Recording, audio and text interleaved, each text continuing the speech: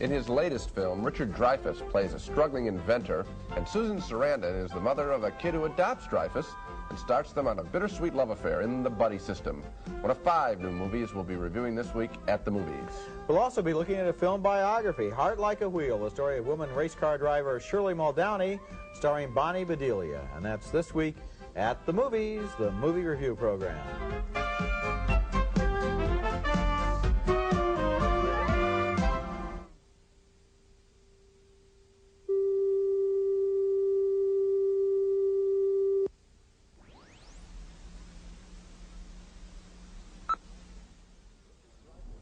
Richard Dreyfuss and Susan Sarandon star in The Buddy System, the story of a bittersweet love affair that's engineered by Sarandon's precocious son. We'll be reviewing that and other new movies this week on At the Movies, the movie review program.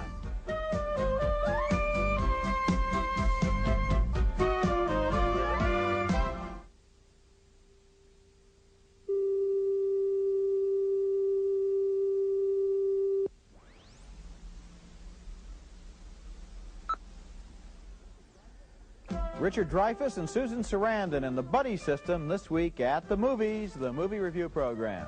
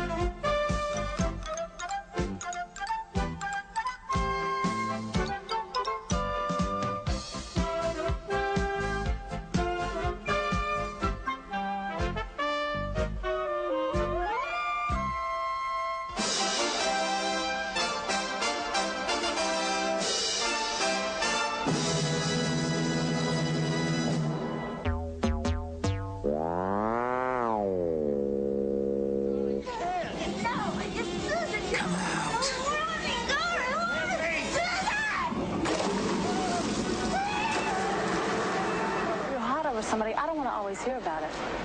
I just respect the dancing, that's all. Yeah. Did you hear the way she talks? It's so intelligent-like. I love it. An accent doesn't make someone intelligent.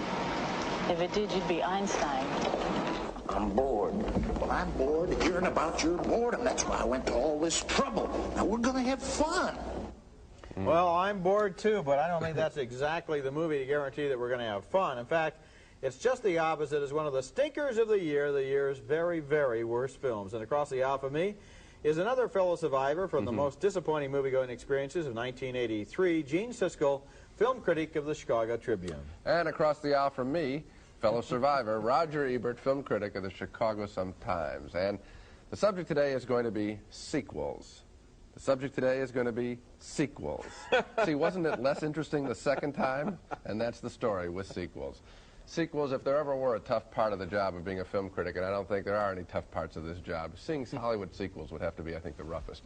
We go in with such high expectations, critics and regular people too, typically because they're remaking a good film. But then all we see are the crass business decisions that lead to an inferior product. And so we walk out of the theater, critics and regular people, feeling ripped off, suckered again. 1983 had a great number of sequels, and for our annual Worst Movie Show of the Year, we're going to focus on 6 of the worst, and Roger begins with one of his least favorites, Jaws 3D. Well, our first stinker was about a man-eating shark, and this one eats up audiences and spits them out. Jaws 3D was the 3rd movie to star a great white shark, and the 2nd one to make the shark boring. In Steven Spielberg's very first Jaws, a good movie made 10 years ago, the shark seemed real, and so did its victims. We cared about them. We were worried about what was going to happen to them. But look at this ridiculous scene in which a phony shark chases some water skiers who are amazingly slow to catch on.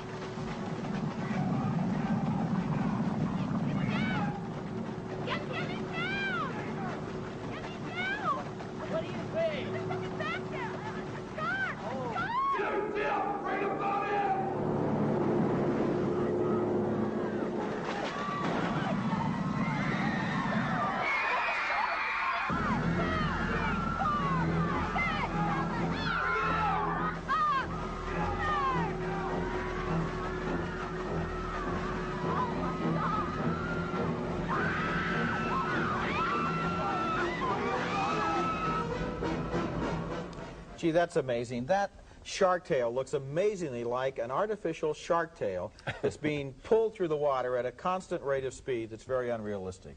And I think that's exactly what it was, too. Jaws 3D was, of course, in 3D. And so were a lot of movies this year. In fact, 1983 saw a rebirth of the 3D fever, which was big in the 1950s, and then mercifully disappeared for 20 years before resurfacing in a series of murky, unfocused, boring, technically hapless movies that had the audience desperately struggling to see what was on the screen. I paid $5. What is it that you're trying to show me? The only consolation was, with movies like Jaws 3D, if you couldn't see the screen, at least you weren't missing anything. That's absolutely true. You know, you do put on those glasses, and you do feel like a kid again, and you really do have fabulous expectations when it is a sequel, when it is 3D. We got a couple of them on the show, and boy, this one really let me down. The big moment when the shark is going to crash through this little seaquarium, you know, the 3D didn't work well. It never left, it never came off the screen. It just hit that thing and then they cut to another scene. Too bad. Now I've got another 3D sequel for you. Amityville 3D. What a show. This really tries our patience, asking us to believe that yet another sucker would actually buy the same disaster-plagued house. This time, Tony Roberts plays the sucker. He thinks that all the deaths in the house have been either fakes or coincidences, right? Especially when the salesman who sells them in the first scene, he drops too. Here he visits the cellar and sees his wife. Don't worry about the 3D. As with Jaws 3D, the 3D is so bad here that you'll enjoy this film slightly more in good old 2D.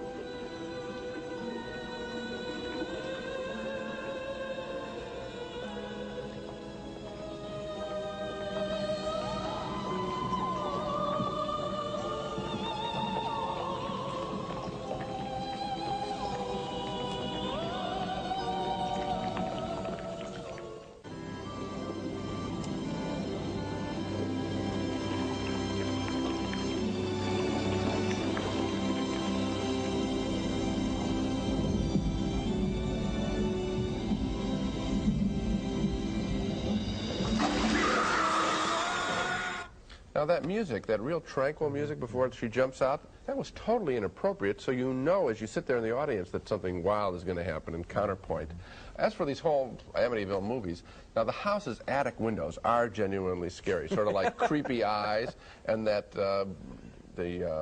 what do you call it, the chimney with the bricks for the nose, that's sort of interesting. But that's it in the Amityville movies, especially Amityville 3D, because inside the house, nothing is going on, nothing that is the least bit frightening. It's all so predictable, you feel a little dirty watching it, watching these ridiculous characters being set up, they're introduced, boom, knocked off. It's a miserable film. You know you're in trouble when they made 3 movies and all you can think of to praise the windows on the house. Or the chimney, yeah. I was looking at an ad in the paper the other day for video cassettes, you know, for Christmas gifts, and they were advertising the Jaws trilogy. Yes, I saw that too. Special discount price. I'm sure they'll have the Amityville trilogy too. This is really an insult because what you have in each case is one movie that had some reason for being. Now in the case of Jaws, it was a great film. In the case of the original Amityville film, we could have probably gotten through life without it, but nevertheless, interesting premise. It had an interesting premise. And then you have 2 complete rip-offs that are totally exploitative, and to link them with the original film is the same thing in that ad as it is in the movie theaters, which is to say they're trying to ride in on the coattails of what was somebody's, at one time, a long time down the road, genuine inspiration. I really feel strongly about this. Sequels probably give more bad experiences in movie theaters than just about anything that the movie industry produces. Sure, because if you go into a movie you know nothing about, you say, well, what's this going to be about? Maybe I'll like it. Then you like it. If you do like it, it's a real surprise. It's terrific. But if you go into a movie that, you know, is a sequel of a film, you're probably there because you love the first film in the first place, so you're really going to be disappointed by the sequel. Yeah. It's terrible. Next at the movies, a sequel about a bunch of kids who achieve the impossible. They make teenagers boring. Oh, my God. This isn't just another commercial. You should listen to this. See, I'm not just any kid. I'm the kid that's tasted the difference. Because this isn't just any snack. It's nacho cheese Doritos. And it's not just nacho cheese. It's 3 kinds of cheese. And it's not just 3 kinds of cheese. It's corn, tomato, onion, and spices. And it's not just corn, tomato, onion, and spices. It's delicious. And it's not just delicious. It's the greatest. Because it's not just any snack. It's Doritos brand. And I'm not just out of Doritos. I'm out of time. Fresh Start got straight A's on all these stains after Kenilworth's school outing. We took on Victor's chocolate milk. The ketchup Tammy and Leah shared. Charles and Sergio's ground in dirt. Nothing gets out every stain, but Fresh Start is super concentrated with extra stain fighters. So one little bottle cleaned all 128 of them and got straight A's on their chocolate milk, ketchup, ground in dirt. And on all these stains, Fresh Start is the straight A detergent. You're warm and dry watching TV, but pretty soon you could get a cold like this. Mucus that blocks up your nose, phlegm that rattles in your throat, fever, and a cough. For bad colds, get Dristan Ultra. Just 2 tablets of Dristan Ultra give the relief of 2 Sudafed, plus 1 chlortrimeton, plus 2 Tylenol, plus 2 hold cough lozenges. All this in Dristan Ultra. Good, strong stuff, and it really works. All this in Dristan Ultra. Here's a trash bag like no other. The new Glad handle-tie trash bag. One snap, you've got 2 handles. Just tie them together to close the bag tight. No twist ties to come off. The handles are tough, too. So this bag does a lot more than just hold the trash. This bag helps you get a handle on it. Real sensible. The new Glad handle-tie trash bag makes that long haul to the curb seem shorter. Get Glad handle-tie bags for your kitchen, too. Our next movie is named Porky's 2, and this is a sequel to the surprisingly successful and amazingly bad original Porky's. Both movies are about a crowd of sex-crazed airheads down in Florida who spend all day practicing up on how to be offensive goons. This next scene is a good example. It makes the old beach party movies look like thoughtful and mature considerations of human sexuality. The Porky's gang is standing down at the old parking lot watching all the girls go by. You guys are just jealous because I ruined Wendy for everybody else. Oh, no. Now that she's had me, what's wrong? Yeah, well, that's not what she told me. Well, what did she tell you? Ask her, Pee-wee, here she comes. Yeah, I can hear her panting from here. Look, man, when they've been had by Pee-wee Morris, they stay had. I mean, they can't keep their hands off me. And you guys better watch out, because when she sees me, you're liable to get caught in a stampede. Watch this. Hi, boys. God, she's in a frenzy. Oh, she's rabid. She didn't see me. She didn't know I was here. That's what she said about you last night on the bus. Oh, man, the girl's my slave. These people are really vulgar and mean-spirited for a comedy. Yeah. It doesn't make you feel good. The original Porky's was simply dumb and offensive and filled with scenes that indicated that, well, for these guys anyway, men basically hate women. Mm-hmm. But Porky's 2 is a little more versatile. It also includes offensive racial stereotypes and some really painful scenes where it tries to take a noble stand against the Ku Klux Klan. Well, the Klan doesn't belong in movies like Porky's 2. Movies that are so corrupt you can't tell they're attacking something or merely exploiting it. Well, I think you can tell, and I think it's, you're saying at the second point, which is that they are exploiting the Klan when they use it, or any of the anti-religious people that they put in these films. Because if they were really going to be commenting seriously on the Klan, then you show what the Klan does, you know, which occasionally kills people. Instead of having them wear white sheets and run around, and it's just a funny chase scene, and look at the funny Klan. They don't have slumber parties, you know. That's what the Klan does in this movie. Yeah. And I really found that offensive. Plus, I think you hit on another good point, which is that basically the characters here are not funny people. I mean, there are funny people in Mel Brooks films, there are funny people in Woody Allen films, sometimes there are even funny people in Neil Simon movies. These are not particularly funny people. I don't laugh at them. I don't like them. I don't want to be around them. The only way you could laugh at these people would be if you shared the movie's view of the human race as essentially just very corruptible and evil and cynical and exploitative. Yes, well, to make it we're much long better. Story short. We're much better than that, obviously. Coming up next at the movies, and this took real guts, they made The Sting 2 without either Robert Redford or Paul Newman. All right, it's Crinclaw. Veronica Crinclaw. Crinclaw? Why would you want to change a lovely name like that?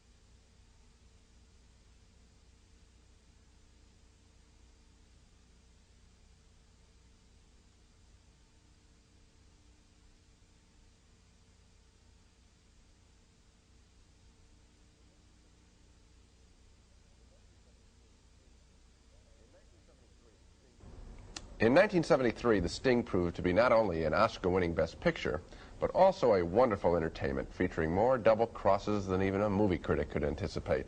And it also contained two of the most charismatic performances that either Paul Newman or Robert Redford has ever given. So now, 10 years later, they finally give us Sting 2. And you guessed it, no Newman, no Redford. Of course, the new film is also missing the great villain of the first picture, played by the late Robert Shaw. So this film has nothing going for it. The Sting 2 star Jackie Gleason is one of the good guy Stingers this time. Carl Malden is the bad guy Stingy. And Terry Garr is a femme fatale. But instead of a fresh script, we just get recycled one-liners from a Dean Martin roast. You're an awful good-looking broad. Oh, thank you. Pardon me. While I've been around the world many, many times, I have never encountered a woman seemingly as charming as you are, and assuredly as attractive and beautiful. Well, that is certainly the nicest thing anyone has ever said to me. I hope you won't think this a rude imposition if I ask for permission to join you just for a moment. Oh, of course. Wait a minute. What the hell do you think you're doing? I was here first. Oh, my word, gentlemen, please don't argue on my account. I was beginning to think I was going to spend the evening alone, but now it looks like I have the luck of 2 escorts. You can hang around for 1 minute. Thank you. Can you believe those are 3 very talented actors? How can they be so boring so quickly? That takes real skill. The only good thing about this movie is that they didn't shoot it in 3D. And inasmuch as they fooled us so many times in the original Sting film, it is a lot tougher, of course, for them to do it to us again with a similar double twist ending. I think they've got about 8 twists here. Actually, we never enjoyed this movie because we're always sitting there waiting for the other shoe to drop in every gag that's pulled. This was a very unpleasant film to watch. I guess it must have been, you know. And when I knew that we were going to do it on this show, I went back and I looked at my notes about the film. I can't remember having seen it. I know it opened in 1983. I know I went to see it. I wrote a review for the newspaper, and I hated it. And then it just, right out, there was some kind of a plot. It had to do with everybody double-crossing each other. I couldn't tell you today one thing about it. There was nothing in this multi-million-dollar movie with all of these great talents that was able to stay in my mind for 6 months. That's because, and I think that's almost in a communication theory, nothing was coming off the screen to you because nothing was put into the screen. This was a deal, I'm sure the profit was turned by whoever made this film before the cameras rolled. They had already laid it off. And you know who's also culpable in this little enterprise? The theater owners of the nation. Because they'll book some junk like this because it has a name value rather than looking for another kind of film, a special kind of film. And that's something you could say about all sequels. They'll say, gee, I wish I'd been smart enough to have this thing. I wish I'd known Jaws was going to be a hit. But I'll recoup by having Jaws 3T and ripping off everybody who went to my competitor's theater for the real one. Real discouraging. Jackie Gleason was also in another one of the stinkers of the year, and of course it was another sequel. It's too bad to see his talent wasted in roles where he basically just repeats his same shtick from previous movies. This next movie is called Smokey and the Bandit Part 3, and it lacked almost anything you'd ever want to go see a Smokey movie for, including Burt Reynolds, who called it quits with this series after Smokey Part 2. He turns up for a cameo just an instant at the end of Part 3 and looks like kind of lost. In this scene from Part 3, Gleason is giving a political speech, sort of a parody of Patton, when Pat McCormick and Paul Williams walk in. In the 60s, I chased those pimply-faced, long-haired hippies, and I caught them.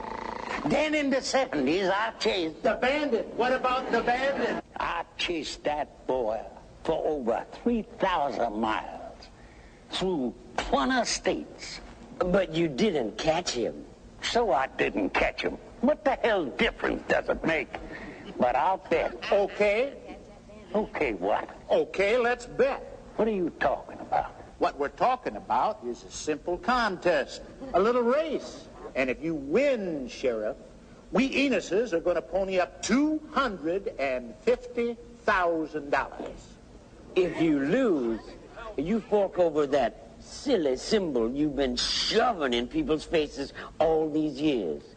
You're bad. He's bad. That's right. I think there's one generalization that we can safely make about the movies, and that's this. Any movie that lists Paul Williams in its acting credits is going to be a real good candidate for the Stinker of the Week award. Smokey 3 was a tired movie, real tired, and no wonder. The only inspiration for this movie, the only motivation behind it, was the box office success of Smokey's Part 1 and 2. This is probably the first time in history that people have been asked to pay money to see an annuity in action. You know, we've knocked the theater owners, we've knocked the production houses for doing this thing. Let's go after another target, and that is the actors themselves.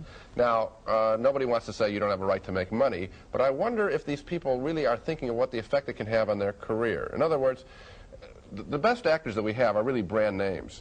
We go to a Clint Eastwood film because he gives a certain quality of entertainment. I wonder about the actors who participate in some of these sequels, because I think that they're really sort of burning the audience that helped make them stars. In the old days, there would be a studio executive who said, we better make this second or third or fourth Andy Hardy film pretty good because we don't want the fans of Judy and Mickey to get upset at Judy and Mickey. Who's looking out for these stars? When I look at a scene like the one we just saw, I think of the Mighty Carson Art Players with Johnny Carson, where he gets a couple of his guests and he says, okay, we're going to give you mustaches and funny hats, and you'll go on and do a parody of Smokey and the Bandit. But unfortunately, instead of 10 minutes on The Tonight Show, it's 2 hours in a theater. It's money and time out of people's lives, and it's trashing careers. And another thing it does is once you have an experience like that, you don't go back to the movies again right away because you think, gee, maybe there's something else that would be more fun, like sitting at home and looking at the wall. Okay.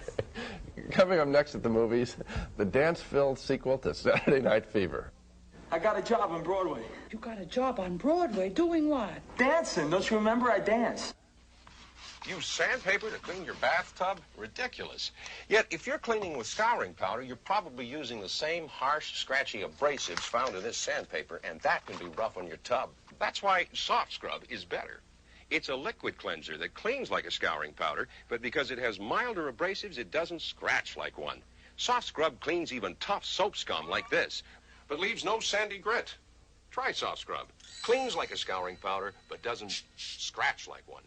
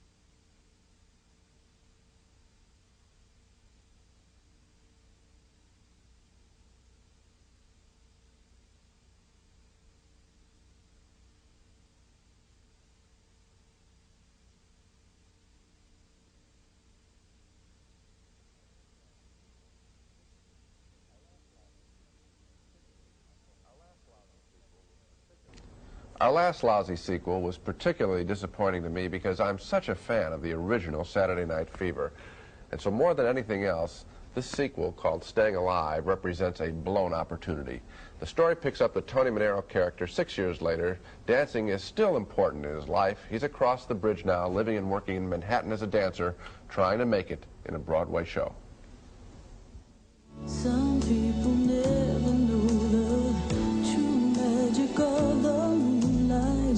You give me everything I need. Woman, you really know me. Anticipation's growing.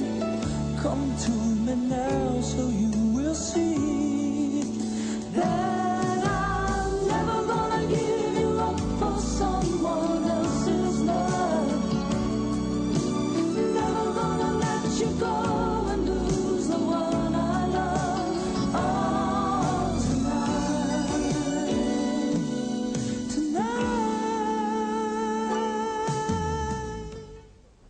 That is the only sweet scene in the movie, and of course it's so sweet we can't figure out why he doesn't go with that girl, why he is interested in this other woman. After we wait around long enough, what do you know, though? He gets the starring role, and he makes his show a big hit.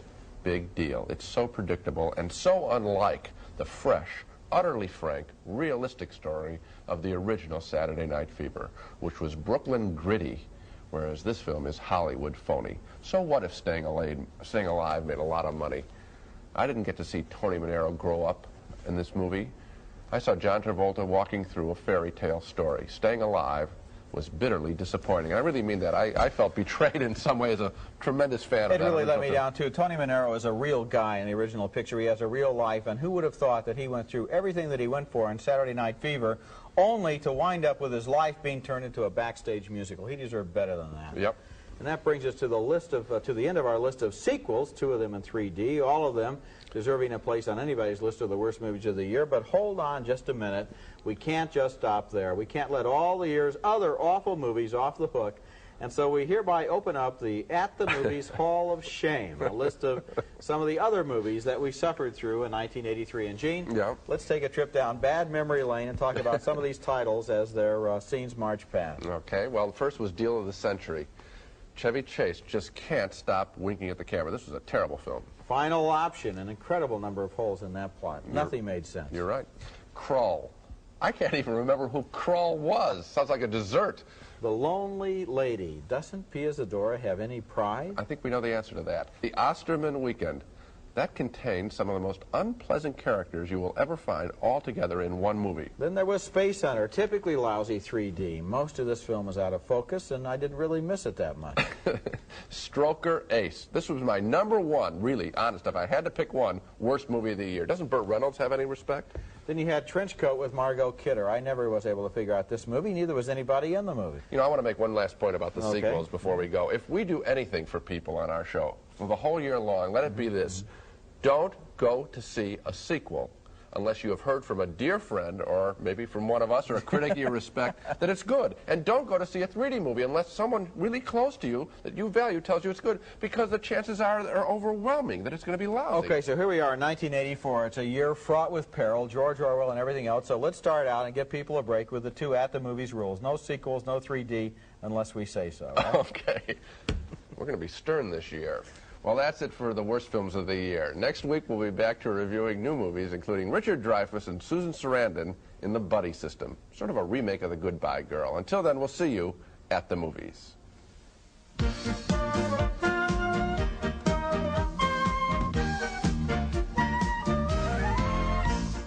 Pan American, whether it's business or pleasure or a little bit of both, across the country and around the world, Pan Am, you can't beat the experience.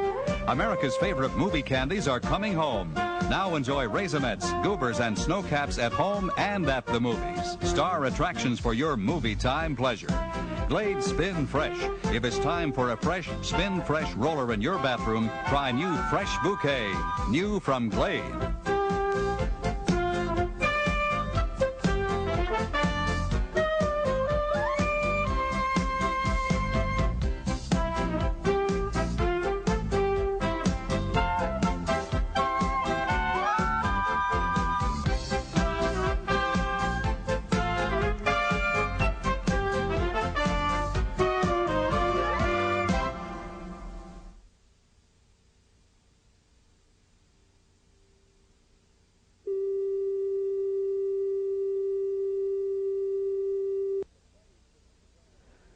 A movie named The Buddy System is one of the most paralyzingly stupid and annoyingly cute movies I've seen in a long time, and that's too bad because it stars a couple of very good actors, Richard Dreyfuss, who plays an eccentric inventor, and Susan Sarandon, a single mother who falls in love with him.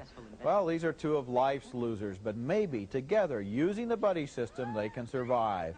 The problem is you never know whether to take this movie seriously or not, and here's an example. Are we really supposed to believe in this great invention by Richard Dreyfuss? I don't want to be a rich man. Would you please get that out of here? What is it? This, ma'am, this is a fully automated dog wash, which can clean a medium-sized dog in less than 20 minutes with no mess or bother. Now, let me see. It's perfect for the apartment-bound dog. And when not in use as a dog wash, it can always serve as a plant stand. Is it expensive? Well, for that, you'd have to talk to my partner here. He's paying to manufacture it. The problem with the Dreyfus character in this movie is that he's never able to make up his mind. First he falls in love with Susan Sarandon, then he goes back to his first girlfriend, played by Nancy Allen, then he goes back to Sarandon, then he goes back to Allen, and so on.